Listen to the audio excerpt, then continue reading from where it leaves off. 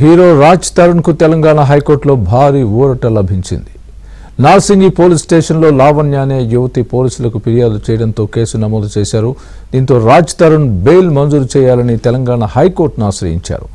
లావణ్యతో పెళ్లి జరిగినట్టు ఎలాంటి ఆధారాలు లేకపోవడంతో ధర్మాసనం బెయిల్ మంజూరు చేసింది. పోలీసులు ఆధారాలు లేకుండా కేసు నమోదు చేశారని ధర్మాసనం దృష్టికి తీసుకువెళ్లారు. దీంతో హైకోర్టు బెయిల్ మంజూరు చేసింది. రాజ్ తరుణ్ కు తెలంగాణ హైకోర్టు షరతులతో కూడిన బెయిల్ మంజూరు చేసింది. ప్రతి శనివారం నార్సింగి పోలీస్ స్టేషన్ ఎస్హెచ్ఓ ముందు రాజ్ తరుణ్ విచారణకు హాజరు కావాలని న్యాయస్థానం ఆదేశించింది. 8 వారాలు లేదా ఛార్జ్షీట్ దాఖలు చేసే వరకు నార్సింగి పోలీసులు విచారణకు హాజరు కావాలని ఆదేశాలు జారీ చేసింది. కేసు దర్యాప్తులో భాగంగా దర్యాప్తు అధికారికి హీరో రాజ్ తరుణ్ సహకరించాలని ఆదేశించింది. 20,000 పూచీకత్తు 2 షూరిటీలు సమర్పించాలని పేర్కొంది. రాజ్ తరుణ్ నుంచి డబ్బులు దండుకోవడం కోసమే లావణ్య కేసు పెట్టిందని ఆయన తరపు న్యాయవాది వాదించారు. రాజ్ తరుణ్ కు ముందస్తు బెయిల్ మంజూరు చేస్తే విచారణకు సహకరించకపోవచ్చని లావణ్య తరపు న్యాయవాది వాదనలు వినిపించారు. రాజ్ తరుణ్ దాఖలు చేసిన పిటిషన్ను కొట్టివేయాలని లావణ్య తరపు న్యాయవాది కోరారు. మెరిట్స్ ఆధారంగా రాజ్ తరుణ్ కి షరతులతో కూడా న్యాయస్థానం బెయిల్ మంజూరు చేసింది. ఇదే అంశానికి సంబంధించి ఇప్పుడు కోర్టులో కేసు వేసిన లావణ్య మనతో మాట్లాడేందుకు రెడీగా ఉన్నారు. ఆమెతో మాట్లాడదాం. లావణ్య గారు నమస్తే. నమస్తే అండి.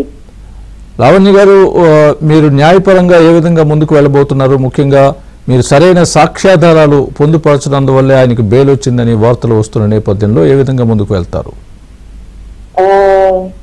సాక్ష్యాలు అన్నది ప్రొడ్యూస్ చేశామండి. లాయర్ గారు సాక్ష్యాలు అన్నది ప్రొడ్యూస్ చేశారు.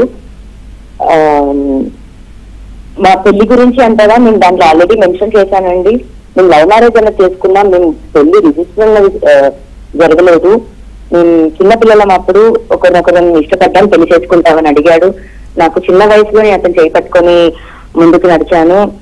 అతను అదే చిన్న వయసులో నా మెడలో తాళి కట్టాడు. బట్ విత్ ఇన్ 3 months లో మేము ఇద్దరు పేరెంట్స్ కి ఇద్దరు ఫ్యామిలీస్ కి మేము చెప్పుకోవడం అనేది జరిగింది. కొంచెం కెరియర్ లో సెటిల్ అయ్యాక కొంచెం మనీ అన్నది మేము సేవ్ చేసుకున్నాక లీగల్ గా పెళ్లి చేసుకుంటాం అన్న దాంట్లోనే అతను నమ్మి అతనితోనే ఉన్నానండి. సరైన ఆధారాలు ఇప్పుడు ప్రొడ్యూస్ చేయలేదు ఇది అని అంటే ఇంకా నేను ఏమని ప్రూవ్ చేసుకోగలను. బట్ లాస్ట్ 3 months వరకు కూడా మేము ఒకే ఇంట్లో ఉన్నామండి. గత 11 సంవత్సరాలుగా ఒక 7-8 కిరాయిలు మారాము. ఒక 5-6 years ago ఇల్లు తీసుకున్నాము. ఒక 3.5 years నుంచి సొంత ఇంట్లో ఉన్నామండి. 11 సంవత్సరాలు అయితే టుగెదర్ 1 roof లోనే ఉన్నామండి. Okay, right, thank you. ముందస్తు బెయిల్ వచ్చినందుకు రాజ్ తరుణ్ కి నేను కంగ్రాచులేషన్స్ చెప్తాను. అతనికి ఏదో బెయిల్ రాకూడదు అన్నదైతే నా ట్రూ ఇంటెన్షన్ అయితే కాదు. ఈ జరుగుతున్న పోరాటంలో శేఖర్ భాష అనే వ్యక్తి ఇంకా రావడం వల్ల మా ఇద్దరికి మనస్పర్ధలు అన్నది ఇంకా ఎక్కువ పెరిగాయి. శేఖర్ భాష వల్ల ఇప్పుడు అతను ఏదో బాంబులు పేల్చుకుంటూ ఇటు అటు తిరుగుతున్నాడు. బట్ ఒక సంసారంలో దూరి ఒక ఆడదాన్ని ఉసిరైతే పోసుకుంటున్నాడు అని అయితే నేను చెప్పగలనండి డెఫినెట్ గా.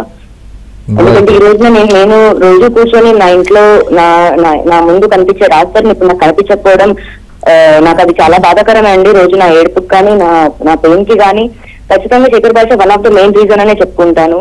ఎందుకంటే శేఖర్ భాష ప్రతి యూట్యూబ్ ఛానల్ దగ్గర నుంచి ప్రతి ఛానల్ కి వెళ్ళి నన్ను ఎంత బ్యాడ్ గా పోర్ట్రే చేయాలి అన్నది చేస్తూనే వచ్చాడు. అలాగే పర్సనల్ గా రాజ్ తరుణ్ కలిసి నువ్వేం కంగారు పడుకో భయ్యా, నేను ఆ పిల్ల అంత చూస్తాను, ఆ పిల్లని జైలుకి పంపిస్తాను, అవసరమైతే నేను ఆమెను చంపి జైలుకి వెళ్తాను అని రాజ్ తరుణ్ కి ప్రామిసెస్ కూడా ఇవ్వడం జరిగింది సార్.